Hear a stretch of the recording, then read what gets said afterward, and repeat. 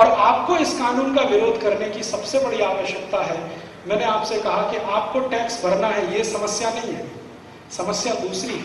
आपकी gross income और net income दोनों टैक्सेबल हो गई है और सरकार की नजर में है, माने अब थोड़ा पैसा भी आप बचा नहीं पाएंगे, माने धर्म के काम में अब आपका पैसा कम से कम जाएगा, और धर्म के काम में पैसा कम जाएगा तो मंदिर और मंदिरों से जुड़ी हुई संस्थाएं ये सब सूख जाएंगी, और ये संस्थाएं सूखेंगी तो सच में सबसे बड़ा आघात धर्म पर ही होगा। चाणक्य ने, महाराज जी, एक बहुत सुंदर वाक्य कहा है, धर्मस्य मूलम अर्थम, अर्थस्य मूलम कामम। धर्म के मूल में अर्थ है, अगर अर्थव्यवस्था ठीक नहीं है तो धर्म पालन नहीं होता। भूखे लोग मंदिर नहीं बनाते और भूखे लोग भजन भी नहीं करते। पेट भरा हुआ होना चाहिए, समृद्धि होनी चाहिए, तब मंदिर बनते हैं, तब मठ बनते हैं, संस्थाएं बनती हैं, धार्मिक काम होते हैं। तो अर्थ जितना मजबूत होगा धर्म उतना फैलेगा, अर्थ जितना कमजोर होगा धर्म उतना कमजोर होगा। भारत जब जब आर्थिक रूप से मजबूत था तो भारत की धर्म ध्वजा पूरी दुनिया में फैलती थी।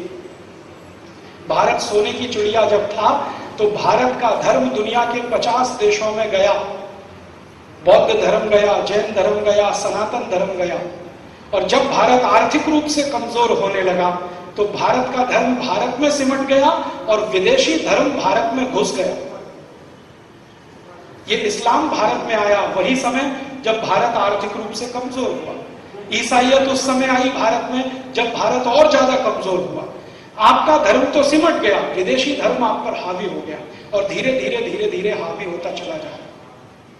और वो जो हावी होता चला जा रहा है अब आगे और हावी होने वाला है। एक स्लाइड में आपको और दिखाता हूं। मैं जो आपसे कहा ना international organisations are VAT free, वो प्रोविजन में आपको दिखाना चाहता हूं। ये नेक्स्ट एग्जेम्पशन, एग्जेम्पशन में क्या है, शुरू में तो दिया है sale by a unit in SEZ, special economic zone. सरकार ने हर राज्य में कुछ स्पेशल इकोनॉमिक जोन बनाए, अगर उसमें आपकी यूनिट है और वो कुछ भी बिक्री करती है तो वो वैट फ्री। आए देखिए next last, specified diplomatic authorities and international organisation. Diplomatic authorities क्या होती हैं? पाकिस्तान का हाई कमिश्नर, अमेरिका का एम्बेसी, ये सब डिप्लोमेटिक अथॉरिटीज है। ये सभी कुछ भी करेंगे तो वैट फ्री है, वो ठीक है, क्योंकि हम भी उनके देश में कुछ करें तो वैट फ्री है। लेकिन जो खतरनाक है वो ये एंड इंटरनेशनल ऑर्गेनाइजेशन, ये कोई देश में वैट फ्री नहीं है, हमारे यहाँ। और इंटरनेशनल ऑर्गेनाइजेशन, ये दो शब्दों को डाल देने से बहुत बड़ा काम हो गया। मैंने आपको थोड़ी देर पहले कहा कि सभी चर्च भारत में इंटरनेशनल ऑर्गेनाइजेशन है, माने चर्च की सारी एक्टिविटीज वैट फ्री होगी। वैट फ्री होगी माने चर्च के किसी भी डॉक्यूमेंट पर कोई वैट कमिश्नर कुछ नहीं कर सकेगा। चर्च कुछ भी करे, 18,000 करोड़ मंगाया और भारत के लोगों को ईसाई बनाने के लिए बांट दिया उन्होंने। कमिश्नर को मालूम है, आपको भी मालूम है, आप शिकायत करें, मैं शिकायत करूं, कुछ नहीं होगा क्योंकि वो वैट फ्री। इंटरनेशनल ऑर्गेनाइजेशन का जितना भी इनकम है वो भी नेट इनकम का जो टैक्स है वो भी फ्री है। जैसे मैं आपको बताऊं ना, American embassy, American embassy Bharat में महाराज जी सबसे बड़ा प्रॉफिट मेकिंग इंस्टीट्यूशन है, सबसे बड़ा प्रॉफिट मेकिंग इंस्टीट्यूशन। कारण क्या है? लाखों वीजा एप्लीकेशन हर साल वहां आते हैं और 90% उसमें रिजेक्ट होते हैं। रिजेक्शन के बाद वो फीस वापस नहीं करते। आपने जो वीजा एप्लीकेशन फीस भरा है वो कभी वापस नहीं करते। मैंने पिछले साल महाराज जी हिसाब जोड़ा था, जितने एप्लीकेशन भारतवासियों ने अमेरिका में वीजा के लिए दिए उन पर जितना फीस उन्होंने दिया 2000 करोड़ रुपए लास्ट ईयर, और 2000 करोड़ रुपए टोटल टैक्स फ्री इनकम है अमेरिकन एम्बेसी की। अमेरिका की कोई कंपनी से भी ज्यादा नेट इनकम अमेरिकन एम्बेसी करती है इस देश में, क्योंकि हिंदुस्तान में सबसे ज्यादा पागलपन है अमेरिका जाने के लिए। और अमेरिकन एम्बेसी हर साल 2 साल में फीस बढ़ाती जाती है, हर साल 2 साल में फीस बढ़ाती जाती है, हर साल 2 साल में फीस बढ़ाती है। और जो भी फीस लेते हैं डॉलर्स में लेते हैं, रुपए में स्वीकार नहीं करते। तो आपकी बेशकीमती विदेशी मुद्रा एप्लीकेशन फीस करने में ही हजारों करोड़ रुपए नाश होती है हर साल। तो वो पूरी एक्टिविटी इनकम टैक्स फ्री है। अब उसी से जुड़ी हुई कोई भी दूसरी एक्टिविटी वैट फ्री है, माने उनकी ग्रॉस इनकम भी टैक्स फ्री है, नेट इनकम भी टैक्स फ्री है। तो इसका मतलब क्या है, उनकी सारी इनकम टैक्स फ्री है, तो वो अपनी इनकम ज्यादा से ज्यादा बढ़ाएं और ज्यादा से ज्यादा उस इनकम का भारत देश में धर्मांतरण में इस्तेमाल करें, मतांतरण में इस्तेमाल करें। आप कुछ नहीं कर सकते उनका, वो करेंगे और आप हाथ पे हाथ धर के बैठते रहिए। ये सबसे खतरनाक पॉइंट है इस वैट का। और आप जानते हैं अभी थोड़े दिन से हमारे देश में एक बहुत बड़ा अभियान चल रहा है, शंकराचार्य के मठ पर सरकार कब्जा करने जा रही है। कामकोटी कांचीपुरम शंकराचार्य जी के मठ पर सरकार कब्जा करने की पूरी तैयारी कर चुकी है और उसके लिए उनके खिलाफ चार्जेस लगाए गए हैं। 2000 पेज की चार्जशीट फाइल की गई है। मैं शंकराचार्य जी के मठ में पिछले 6 साल से जाता हूं और उनकी सभी गतिविधियों में बहुत नजदीक से शामिल हूं। शंकराचार्य जी का जो मठ है कामकोटी कांचीपुरम, इस मठ को हर साल 5000 करोड़ रुपए डोनेशन आता है। 5000 करोड़ रुपए डोनेशन आता है। शंकराचार्य जी को एक बार मैंने पूछा ये डोनेशन का मैक्सिमम इस्तेमाल कहाँ होता है, तो उन्होंने कहा सबसे ज्यादा मैं इसका पैसे का खर्चा करता हूं उन गांव में जहां पर गरीब हिंदू ईसाई बन गए। तो वो क्या कर रहे हैं, शंकराचार्य जी दक्षिण भारत के गांव में जो ईसाई बने हुए हिंदू हैं उनको वापस हिंदू बना रहे हैं, उसमें उनका सारा पैसा खर्च होता है। 5000 करोड़ हर साल वो खर्च करते हैं।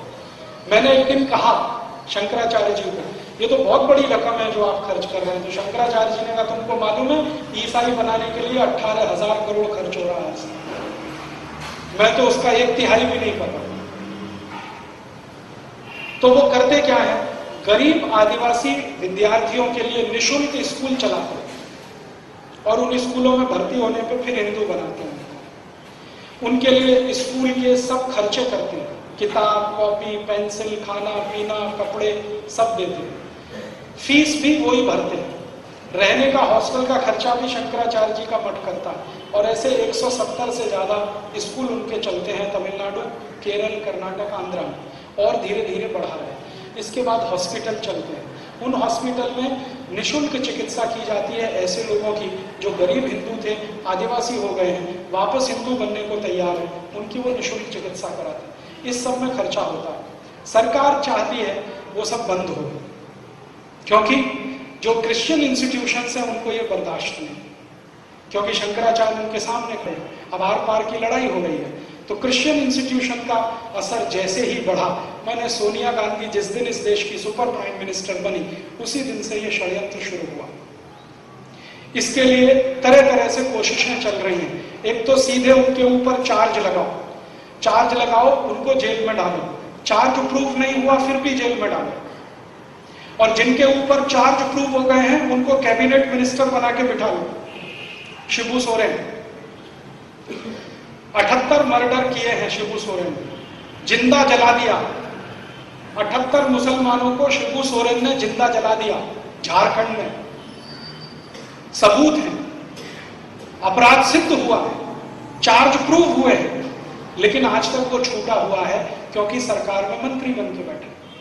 और अगर सरकार उसको अरेस्ट करे तो केंद्र की सरकार गिरे, तो शिबू सोरेन को मंत्री बनाओ, उसको सुरक्षा दो, और शंकराचार्य जिनका अपराध अभी सिद्ध नहीं हुआ उनको जेल में भेजो और पूरे देश में बदनामी कराओ।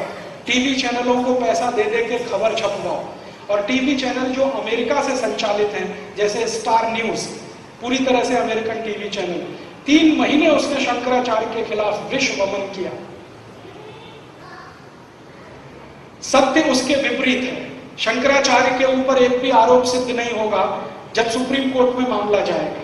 सुप्रीम कोर्ट ने भी ऑर्डर दिया है कि तमिलनाडु में कोई निष्पक्ष न्याय नहीं मिलेगा, इसलिए सारे मामले कर्नाटक में ट्रांसफर किए जाएं। उसी दिन जयललिता परेशान हो गई क्योंकि उसे मालूम है दूसरी किसी अदालत में सिद्ध नहीं होगा। एक दिन सुप्रीम कोर्ट में शंकराचार्य जी का बेल एप्लीकेशन गया, उसी दिन स्वीकार हो गया, और हाई कोर्ट ने बेल एप्लीकेशन स्वीकार नहीं किया क्योंकि हाई कोर्ट जयललिता के कंट्रोल में है। जयललिता सोनिया गांधी के कंट्रोल में है, सोनिया गांधी चर्च के कंट्रोल में है। और आप याद रखिए इस बात को, कभी भूलिए मत, अभी थोड़े दिन पहले पोप मर गया, पोप जॉन पॉल। हमारे देश में 3 दिन का राष्ट्रीय अवकाश हो गया। पोप मर गया, ठीक है, मर गया तो क्या करें उसका, हमसे क्या लेना देना उसका। वेटिकन सिटी 3 दिन का करे या 30 दिन का, हमें उससे क्या लेना देना। अमेरिका करे, यूरोप करे, क्या। हिंदुस्तान में 3 दिन का राष्ट्रीय अवकाश, पोप मर गया, जैसे हमारा कोई बहुत बड़ा धर्मगुरु मर गया। सुनील दत्त मरा तो 1 दिन का राष्ट्रीय अवकाश, पोप मर गया तो 3 दिन का राष्ट्रीय। और भारत का कोई भी बड़ा धर्मगुरु मरे तो किसी भी दिन का अवकाश नहीं। और उससे भी ज्यादा खराब बात है, पोप जो मर गया ना, हमारे देश में देखिए क्रिश्चियन इंस्टीट्यूशंस कैसे काम करते हैं। पोप ने मदर टेरेसा को संत की उपाधि दिया, आपको मालूम आधार क्या है? आधार ये है कि मदर टेरेसा ने एक बार किसी महिला के शरीर पर हाथ रखा और उस महिला का गर्भाशय का कैंसर ठीक हो गया। मदर टेरेसा में चमत्कारिक शक्ति है, इसलिए वो संत होने के लायक है। ठीक है, अभी ये साइंटिफिक है, ये साइंटिफिक है कि उन्होंने किसी के कंधे पे हाथ रखा और उसका गर्भाशय का कैंसर ठीक हो गया, इसलिए मदर टेरेसा संत होने के लायक है। ये 100% सुपरस्टिशन है, अंधविश्वास है, लेकिन भारत सरकार ने इसके खिलाफ कुछ नहीं किया। ठीक है, अब भारत के कोई साधु संत अगर इस तरह का काम करें तो वो जेल के अंदर, क्योंकि वो अंधविश्वास फैला रहे हैं। कानून ऐसे बनाए जा रहे हैं आपके देश में, कोई क्रिश्चियन करे तो साइंटिफिक है, हिंदू करे वही काम को तो अनसाइंटिफिक हो गया। और महाराष्ट्र में एक संस्था बनाई गई है, अंधश्रद्धा निर्मूलन समिति, वो यही धंधे में लगी रहती है। क्रिश्चियन लोग कुछ भी करें उसको दिखाई नहीं देता, मुसलमान कुछ भी करे दिखाई नहीं देता, हिंदू कुछ भी करे उसके पीछे हाथ धो के पड़े रहते हैं अंधश्रद्धा निर्मूलन समिति वाले। मेरे बहुत सारे दोस्त हैं जो उसमें काम करते हैं, मेरा उनका यही झगड़ा रहता है कि तुमको अंधश्रद्धा हिंदुओं में दिखाई देती है, ईसाइयों में नहीं दिखाई देती। मदर टेरेसा से ज्यादा अंधविश्वासी कौन होगा जो किसी के हाथ रख दे कंधे पर और कैंसर ठीक कर दे? अगर ऐसा होने लगे तो मदर टेरेसा ने पोप जॉन पॉल पे हाथ क्यों नहीं रखा? उनको तो पार्किंसन डिसीज था 20 साल से। पोप जॉन पॉल को तो पार्किंसन था ना 20 साल से, मदर टेरेसा ने क्यों नहीं हाथ रख दिया? पोप जॉन पॉल क्यों नहीं ठीक हो गए? अभी थोड़े दिन पहले एक बेनी हिन नाम का हिंदुस्तान में ईसाई पादरी आया, बेनी हिन, उसका बेंगलोर में बहुत बड़ा फंक्शन हुआ। तो उस फंक्शन में वो तमाशा क्या करता, आपको ईसाई बनने का है, वो संत परिवार उसमें जाइए, सभा में जाइए, वो भाषण करेगा, 10 लोग खड़े हो जाएंगे, वो बोलेंगे इसका भाषण सुन के मेरा कान ठीक हो गया, इसका भाषण सुन के मेरी आंखों की रोशनी ठीक हो गई, इसने भाषण किया तो मेरे शरीर के सारे खून में कोलेस्ट्रॉल कंटेंट खत्म हो गया, इसका भाषण सुन के तो मुझे हार्ट अटैक आना बंद हो गया। ये बेनी हिन तमाशा करता है। फिर 20 लोग ये सुना देते हैं, सब लोग कहते हैं हाँ हाँ बहुत अच्छा है, तो आप भी ऐसा करो तो आप सब ईसाई हो जाओ। हाँ हाँ हम हो जाएंगे, गले में चर्च डाल देते हैं, क्रॉस, ऐसे ये सब तमाशा होता है। बेंगलोर में उसका कार्यक्रम हुआ। ठीक है, हमारे भारत के बहुत सारे संगठनों ने सरकार को पूछा कि ये अगर बेनी हिन कर रहा है तो ये सांप्रदायिकता नहीं है, ये धर्मनिरपेक्षता है क्या? अगर कोई ईसाई ये सब करता है तो धर्मनिरपेक्ष है, कोई हिंदू संगठन करे तो सांप्रदायिक है, ये तुम्हारी डेफिनेशन क्या है? तो कहा गया कि बेनी हिन भारत का मेहमान है। तो हमने कहा कि देखो बेनी हिन ने ये सब तमाशा किया, उसमें पैसे इकट्ठे किए उसने, किसी ने 50 दिए, किसी ने 100। मैंने कहा इनकम टैक्स वालों को कहो कि ये सब भी इनकम पे टैक्स लगे। उन्होंने कहा ये तो टैक्स फ्री इनकम है, क्योंकि चर्च की सारी इनकम टैक्स दी, चर्च के नाम पे कलेक्शन किया। अभी अगले साल फिर बेनी हिन आएगा, कुछ भी करेगा, अपने नाम से हिंदुस्तान में कोई धंधा भी करेगा तो वैट नहीं देना है और इनकम टैक्स भी नहीं देना है, क्योंकि वो इंटरनेशनल ऑर्गेनाइजेशन।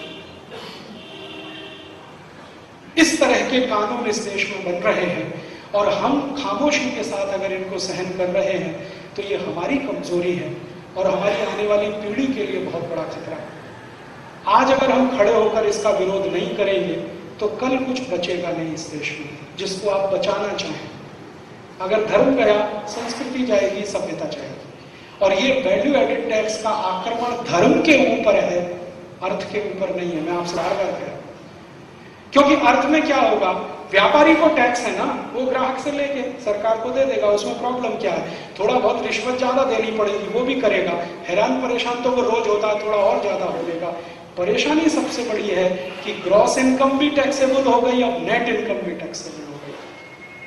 सबसे बड़ा खतरनाक बिंदु ये है इसका माने टोटल इनकम सरकार की नजर में है। अब आप कुछ छोड़ नहीं सकते, छुपा नहीं सकते, बचा नहीं सकते। माने डोनेशन के लिए अब आपके पास पैसे नहीं बचेंगे, माने डोनेशन अब लगातार कम होंगे, तो धर्म का काम कम होता जाएगा, मंदिर बनने कम होंगे, मठ बनने कम होंगे, धार्मिक गतिविधि कम हो जाएगी। महाराज जी कहेंगे पैसा लाओ, आप कहोगे है ही नहीं, सरकार ने ले लिया टैक्स में, कहां से दें आप? महाराज जी चाहते हैं जैन स्कूल बने, आप कहेंगे पैसे ही नहीं है, जैन स्कूल बनेंगे कैसे? तो इसलिए आपको इसका विरोध करना बहुत